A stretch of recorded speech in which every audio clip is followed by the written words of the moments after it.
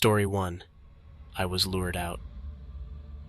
I've lived out here in western North Carolina for the better part of my life, right at the foothills of the mountains on a sprawling piece of property that reaches deep into the forest. I wish I could say that I worked hard to earn this land, but that'd be a lie.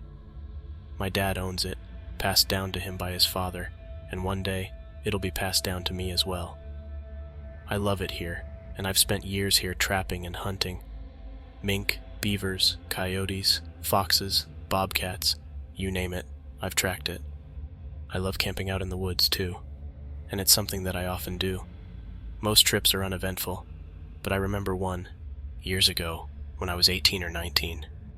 It was a camping experience unlike any other. I had set a line of traps, and rather than going back to the house that night, I figured I'd camp out and then check them all in the morning. That night, I felt like I had a visitor. I swear I heard footsteps walking around the campsite. One, then another, then slowly followed by another. I'd been in the woods many times and heard many different types of animals, but whatever this was, it was unmistakably on 2 feet. Every time I would flash my light into the woods, they would stop, and there'd be nothing. When I called out, there was no response. After a while, the sound seemed to get farther and farther away until they were gone. The next morning, I had mostly forgotten all about it, but as I was about to venture out and check the line of traps, a sound began to cut through the woods. It was a gut-wrenching sound, like a man vomiting his brains out after a hard night's drink. It was so loud and clear, and it felt like it was right next to me. The weird thing was, there was no one in sight, anywhere. It was startling at first, but as the sounds continued, my initial surprise turned to one of pure annoyance. Our land isn't the kind you can just wander onto. It's marked everywhere with no trespassing signs. If anyone was trespassing on our land, they'd know it. Being as I was a young man, full of testosterone, I took it as an opportunity to make it known that whoever it was, they were trespassing, and I'd be happy to escort them off the property.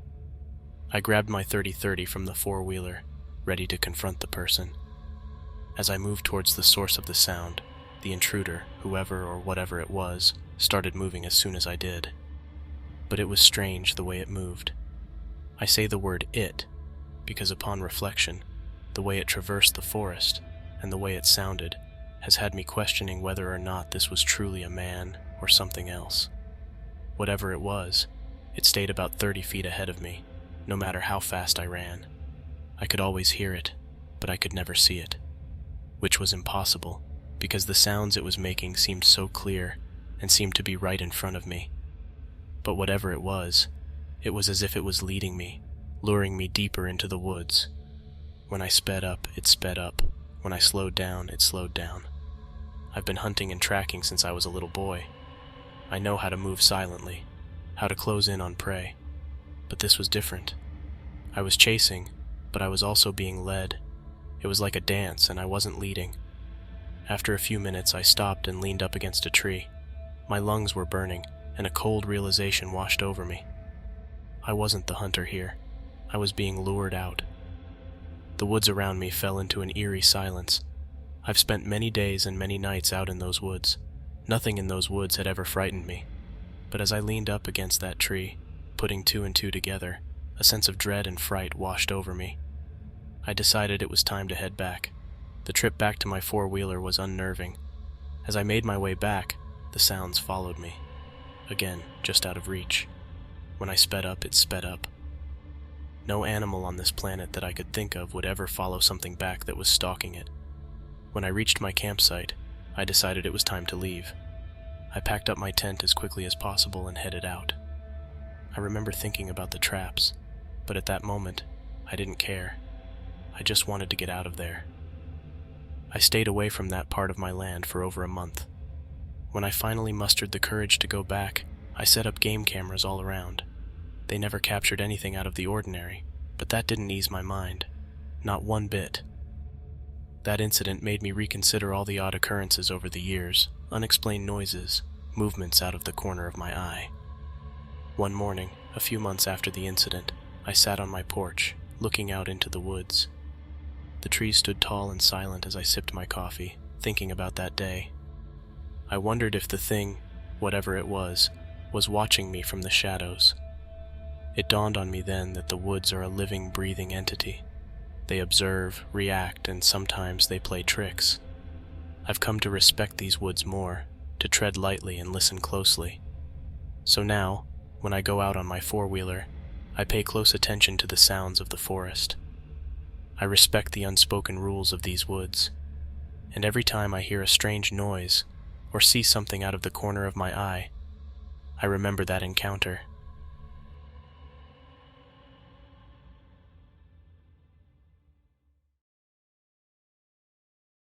Story 2. He Was Just Here. I've been camping alone many times before, but nothing compares to what happened a few years back on my last night in Northeast Ohio. I've always enjoyed the solitude, the way the sounds of nature seem to fill up the spaces left by the absence of human noise. It was my third and final night camping out. I was hammock camping, and the moon was just a sliver in the sky, barely casting light through the thick trees above. Just after midnight, I woke up needing to relieve myself, so I climbed out of my hammock and walked about 20 feet away into the darkness. It was then that I first noticed it, a headlamp, about 80 to 100 feet from my campsite. For a moment, I just stood there watching. The light bobbed up and down as the person behind it seemed to stand up and sit down intermittently. Curiosity and a sense of unease hit deep in my gut. After a few minutes, I decided that it was probably best to investigate. I needed to know who was out there and what they were doing so close to my campsite. I slipped on my boots, grabbed my hatchet, and started to circle around to the right of my site, keeping to the shadows. As I got about 50 yards away from my hammock, I stopped dead in my tracks as I noticed another headlamp. This one much closer, about 40 feet away and moving towards me. Instinctively, I hit the ground, ducking behind some brush to conceal myself. My heart was racing as the person walked past, just 10 feet from where I lay hidden. I could hear the faint sound of a cigarette being lit, and remember seeing a faint reflection of smoke rising into the air. The guy was casual, like he was out for a leisurely night stroll, but at the same time, there was something ominous about his presence, like he was up to no good. I could hear him taking a couple of puffs, exhaling, and moving on. Once he was far enough away, I got up and started moving back towards the first guy, the one with the headlamp I'd seen earlier. I crept closer, every sense on high alert. As I neared, I could see that he was holding what I assumed to be a beer, followed by the soft pop of the tab. He stood there for a minute, and then began walking, straight towards my hammock. Panic set in. I didn't know who these guys were or what they wanted, but I knew it wasn't good. I lay there on the ground, frozen, as I watched headlamps get closer and closer to my campsite. As I watched them converge, I could hear some talking. And then, the sounds of my campsite being torn apart. My tarp rustled and snapped. My mess kit clanged as it was thrown around. Their voices were muffled, but I caught snippets of their conversation, and something about "he was just here." I watched helplessly as my flashlight was taken, the beam growing fainter and fainter as they walked away with it. I stayed there, lying on the cold, damp ground, until the first light of dawn began to creep through the trees. When I finally built up enough courage and returned to my campsite, the devastation was worse than I'd imagined. My hammock and tarp were shredded, likely with a machete. My mess kit was crushed and scattered. They had taken my backpack, rain gear, and flashlight. Everything I had brought with me was either destroyed or stolen. I went to where I had first seen the guy with the headlamp. There, amidst the underbrush, I found chew pouches, 8 empty beer cans, and an empty lighter. It looked like he had been there for a while. Then, I checked the spot where I had seen the second guy. Cigarette butts littered the ground, and there, in a small clearing, was a pile of human excrement and an empty bag of powder that I could only guess to be drugs. I reported the incident to the local authorities, but they never found the guys who destroyed my campsite. I still camp, but I'm more cautious now, more aware of the fact that even in the wilderness, danger can lurk in the most unexpected places. That night in Northeast Ohio taught me that sometimes the most frightening things in the woods are the people in them.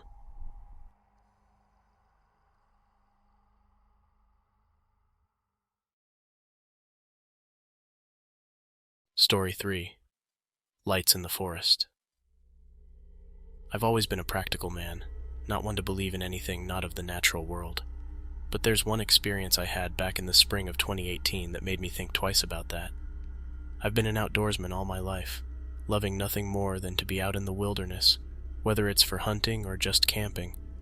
And it was during one of these camping trips in the Six Rivers National Forest that something happened, something I can't quite explain. I'd recently bought a truck, and I was eager to test out its new camper shell. I figured it would be a good bonding experience for my young son and me. So we packed up, along with our four-legged friend Charlie, and headed into the forest.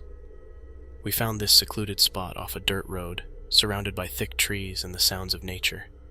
We loved it, and it made us feel like we were the only people in the world. That evening, after a day of exploring, we settled down. We made dinner over the fire, and I listened to my son's laughter as he played with Charlie.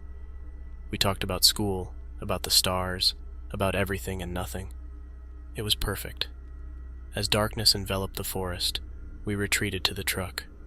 My son fell asleep almost instantly, but I lay there for a while, listening to the sounds of the night.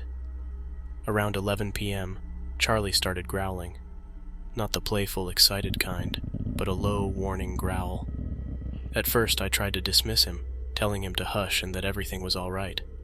I figured that there was a deer or maybe a bear or something that had wandered too close to the campsite and that Charlie was picking up on the smell. But after a while, I too began to feel uneasy, sensing that something just wasn't quite right. Slowly, I sat up and looked out the back window. It was then that I first saw them. Dozens, maybe even hundreds of small white lights dancing in the distance. At first, my rational mind told me that I was looking at fireflies, but they weren't blinking like fireflies, and it's very unusual to see this many, if any at all, so far north in California. Additionally, they moved unlike anything I'd ever seen, darting through the trees with an eerie grace. I tried to make sense of it and reached for any logical explanation, but nothing fit. As we sat there, the lights moved closer, their movements deliberate, almost intelligent. They floated around, casting an unnatural glow on the surrounding trees. It was beautiful in a way, but also deeply unsettling. I felt a primal fear, the kind that sits in your gut and tells you something isn't right. I mustered the courage to light my lantern, and like magic, the lights vanished. It was like they were never even there. Relieved but still on edge, I turned off the lantern, only for the lights to reappear. They seemed curious, almost playful, but I couldn't shake the feeling that there was something more, something unnerving behind their movements. The night turned into a strange vigil. I watched the lights, trying to discern any pattern or purpose to their arrangements. My mind raced with questions. Were they aware of us? What did they want? Hours passed in this eerie standoff. I was both puzzled and terrified at the same time. Charlie and I watched for as long as we could before fatigue finally overpowered the both of us, and our eyelids became too heavy. Come morning, the forest was as it should have been, tranquil and undisturbed. But the sense of normalcy was short-lived. When I tried to start the truck, nothing happened. The battery was dead, which was baffling. It was a new truck, and I hadn't left anything on that could have drained it. We were stuck, miles from anywhere, with only the memories of the previous night for company. Eventually, we got a lift back to civilization, leaving the truck behind. It was only later, after getting the truck towed and checked, that I found out the electric control module needed replacing. I couldn't help but wonder if there was a connection between the lights and the truck's malfunction. I've since returned to those woods, driven by a mix of curiosity and unease. I've even taken friends, hoping to witness the phenomenon again. But those lights, whatever they were, have remained elusive. I've told my story to a few people. Most shrug it off as some trick of the light or a figment of my imagination. But I know what I saw. It's left me with more questions than answers. Were those lights natural, or something else entirely? What was their purpose? And why did they come to us in the way that they did in the middle of the night? These questions linger in my mind every time I venture into the forest. The wilderness is vast, and, as my experience can attest to, there are things in the woods that have yet to be discovered or understood.